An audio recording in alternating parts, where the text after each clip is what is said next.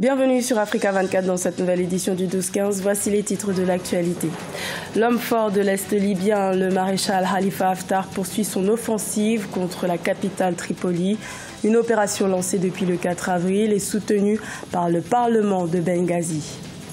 Retour sur le sommet des chefs d'État de la CENSAD qui s'est tenu le 13 avril au Tchad. Une vingtaine de pays africains du Sahel et du Sahara étaient réunis pour aborder les défis sécuritaires de ces régions.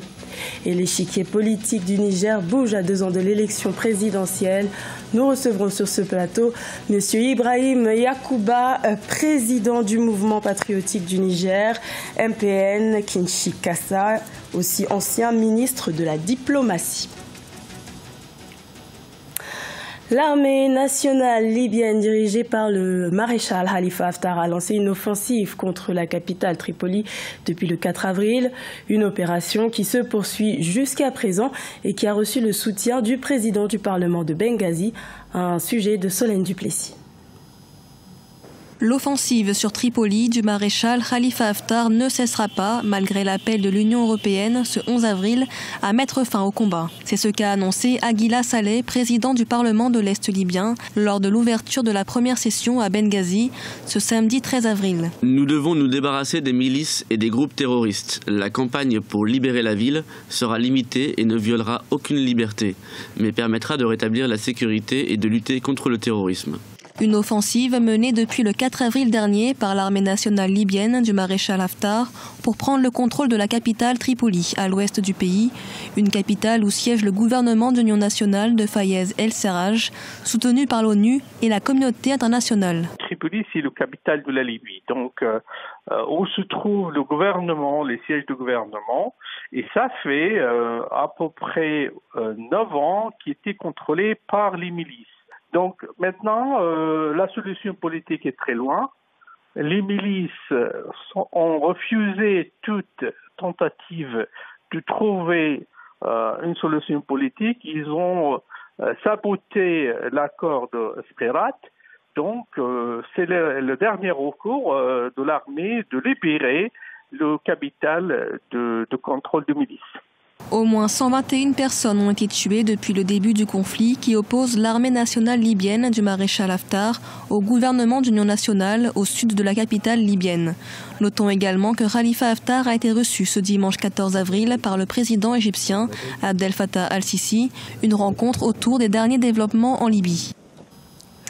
Le Bénin se prépare en vue des élections législatives. La campagne électorale a été lancée le 12 avril, mais elle reste timide.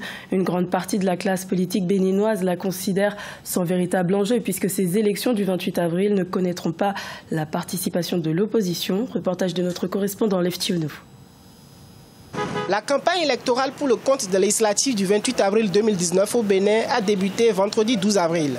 Cotonou, la capitale économique du pays, est aux couleurs des logos des 2 partis prônés par le chef d'État Patrice Talon, seule formation en lice pour ces élections.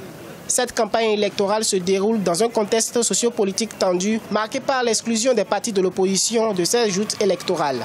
On ne sait même pas dans quel pays nous sommes actuellement. On ne fait que voir parfois des chars circuler dessus, mais on ne comprend rien de tout. Pourquoi nous irons encore à l'élection, sachant bien qu'il y a deux partis, c'est la partie du président Talon qui veut aller aux élections. Moi, mon point de vue, je n'irai pas. C'est honteux.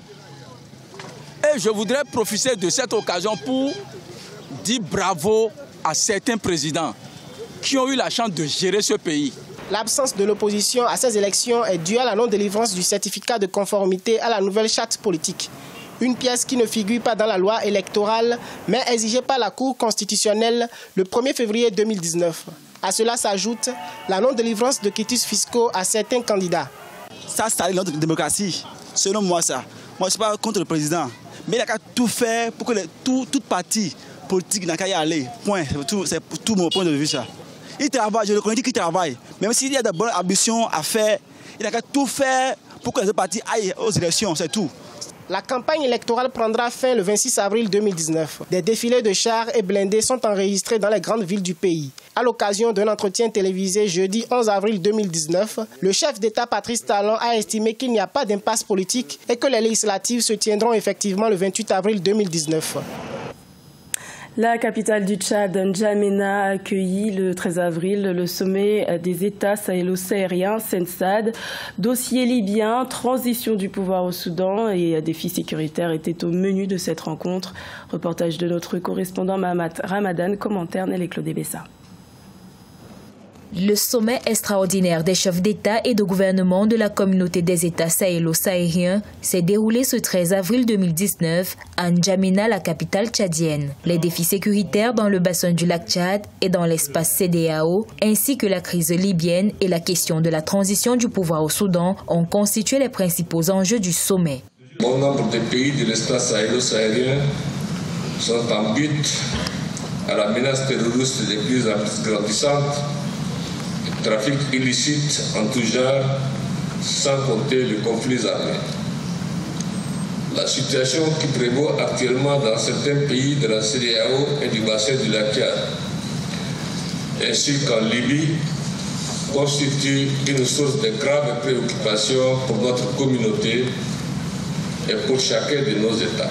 Les chefs d'État et du gouvernement de la communauté des États sahélo-sahariennes ont réaffirmé leur volonté de redynamiser et d'assigner une nouvelle feuille de route à leurs institutions communautaires en vue de faire face aux défis actuels de développement économique et la stabilité sécuritaire. Il est primordial de créer les conditions d'un nouveau départ sur la base d'un plan d'action actualisé et cohérent, favorisant un espace plus intégré, plus soudé, vivant en paix et en sécurité. Par ailleurs, les dirigeants des États sahélo-sahariens ont appelé les autorités soudanaises à respecter la charte de l'Union africaine relative à la transition politique et pacifique du pouvoir. Le Niger fait partie des pays membres de la SENSAD et pour aborder les défis sécuritaires qui prévalent dans ce pays, nous recevons sur ce plateau M. Ibrahim Yakouba, président du mouvement patriotique du Niger, MPN, Kinshin Kassa, aussi ancien ministre de la diplomatie. Bienvenue. Bienvenue et merci pour l'invitation. La perte de vitesse que connaît la SENSAD depuis plusieurs années maintenant, est-ce qu'elle est en lien avec la question sécuritaire du Niger ? Je pense plutôt que si on doit parler de perte de vitesse, c'est essentiellement lié à la disparition du principal pilier politique et financier de la SENSAD. Sinon, de par oui, c'est cela. De par sa composition, en termes de nombre de pays et des missions qui lui sont attribuées, et justement à raison du contexte sécuritaire, elle aurait pu être une plus grande organisation qui s'occupe de ces questions.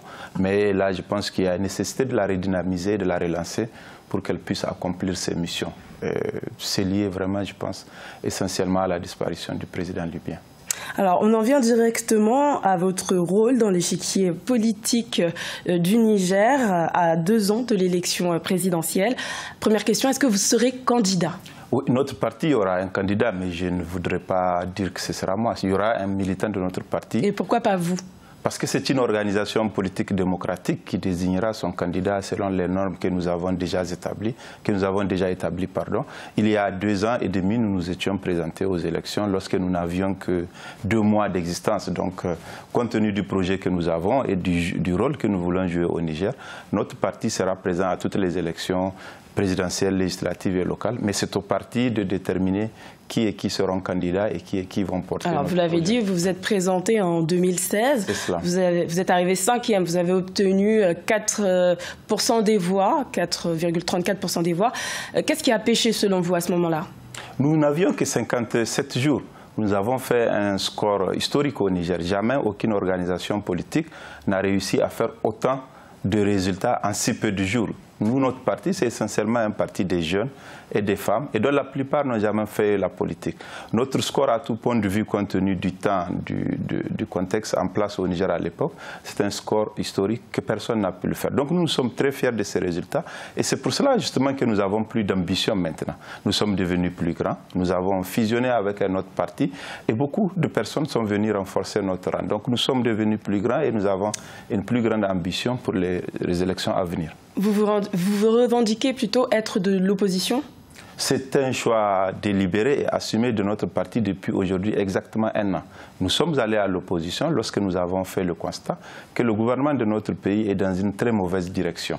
Mauvaise direction sociale, mauvaise direction en termes de gouvernance, très peu de respect pour les libertés et aucune préoccupation pour les soucis principaux des Nigériens. Alors, vous avez été ministre des Affaires étrangères de 2016 à 2018. Avant cela, vous avez aussi été ministre des Transports de 2012 à 2013. Est-ce que vous comprenez qu'on puisse vous reprocher vos anciennes collaborations avec l'actuel président Mahamadou Issoufou? Nous avons eu un parcours ensemble. Mais vous savez, la politique, toutes les fois que vous êtes en désaccord, vous prenez vos marques et vous vous démarquez justement du régime en place. Il faut reprocher à ceux qui continuent de soutenir un régime impopulaire et qui va dans la mauvaise direction. Toutes les fois qu'une organisation politique ou des citoyens se rendent compte que la direction est mauvaise, la responsabilité et le choix honorable justement, c'est de se mettre en opposition contre cette tendance. C'est le choix que nous avons fait. Toutes les fois que nous avons cru un moment que c'était sincère et que ça a été destiné aux Nigériens, nous avions soutenu. Mais nous étions à l'intérieur du gouvernement lorsque nous avons commencé à dénoncer le gouvernement. 1 an simplement après que nous ayons soutenu le président Issoufou, nous avons alerté pour dire qu'ils ont un projet de confiscation du pouvoir et un projet de répression des libertés. Donc nous, notre schéma, notre orientation est une orientation courageuse et sincère. Ne jamais soutenir un régime auquel on ne croit pas. C'est ça le choix. Merci, Monsieur Ibrahim Yakouba. Je rappelle que vous êtes président du mouvement patriotique du Niger, MPN Kinshasa, que vous êtes aussi ancien ministre de la diplomatie. Merci, madame, pour votre invitation. C'était le journal de la rédaction. Merci de l'avoir suivi. L'information continue sur Africa 24.